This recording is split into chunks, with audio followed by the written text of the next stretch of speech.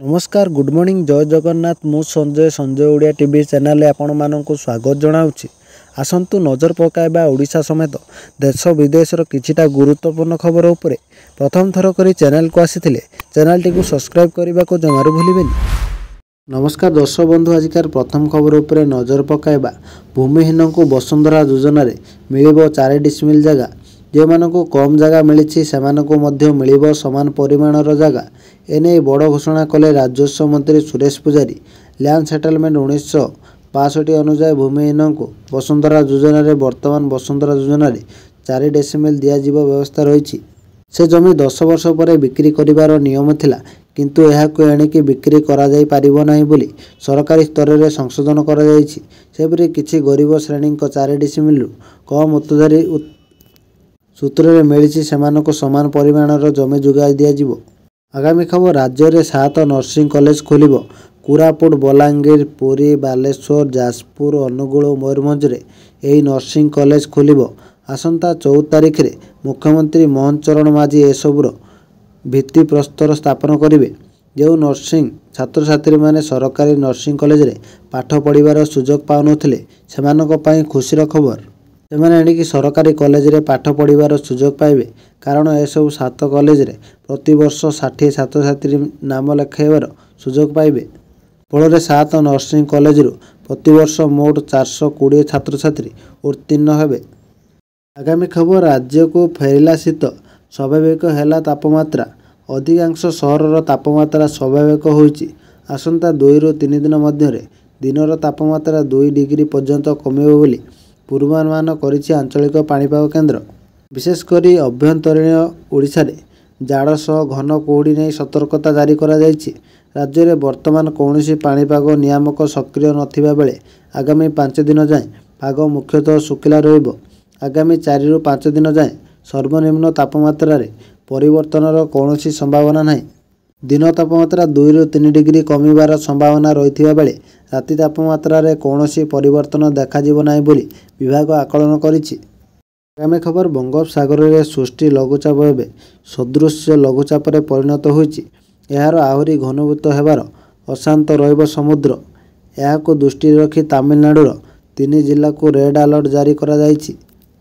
आसंता 24 घंटा पाई टेरुकासी तिरुनेलवेली पाई अत्यंत प्रबल वर्षा रेड अलर्ट जारी करिछि।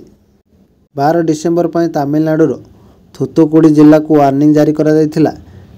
चेन्नई सहर समेत तमिलनाडु 12 जिला पुडुचेरी प्रबल अति प्रबल वर्षा पाई ऑरेंज वार्निंग जारी करा जायथिला। अन्य 10टी जिला को प्रबल वर्षा में येलो वार्निंग जारी करा जायछि।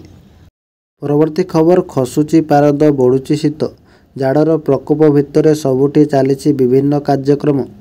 एसबू भितर 3 दिनिया 3 जिला गस्तरे जिबे मुख्यमंत्री मोहन चरण माझी। मालकानगिरी कोरापुट और संबलपुर गस्त करिवे मुख्यमंत्री। मालकानगिरी रे कृषक मेला और पल्लीश्री मेलार उद्घाटन करिवे। उद्घाटन कार्यक्रम सह दलीय कार्यक्रम रे मुख्यमंत्री भाग नेबे बोली सूचना अनुसार जना पड़िछि। आमे खबर आसंता 17 रु आरंभ हेबो रत्न भंडार मरामती कार्यक्रम। एथिपाई श्रीमंदी उपमुख्य प्रशासक तथा जिलापालଙ୍କ अध्यक्षतार बसिथिला स्वतंत्र बैठक। तेबे नीति निर्घंट अनुसार रात्र 2टारू द्वार फिटिबो। दीपर धूप सरिबा परे प्राय 5 घंटा धरी मरामती कार्य कराजिबो। जीपीआरएस सर्वे रे चिन्हट होइतिबा रत्न भंडारर कांथ एवं चट्टाण रे मरामती कराजिबो। विशेषकर ଏହି मरामती समय विभिन्न प्रकार रासायनिक सामग्री व्यवहार करी मरामती कराजिबो। मरामती समय एसओपी की कड़ाकड़ी पालन कराजिबो बोली एएसआई डेपुटी कंजरभेटर चित्तरंजन दास कहते। परवर्ती खबर महाकुंभ माने पृथ्वीर आस्थार सबुठु बड़ संगम को सफल रूपांतर करिबा एवं तीर्थयात्री मानकु सेवा प्रदान करिबा भारतीय रेलर पुराना परंपरा अटे। एही परंपरा को पुणी थरे चरितार्थ करने को निजर हजार हजार कर्मचारी मानक सह भारतीय रेल जड़ित अछि। भारतीय रेल 2 वर्ष रे 5000 कोटी रु अधिक टंका खर्च करी कुंभ पाई प्रस्तुति को मजबूत करने को चेष्टा करिछि।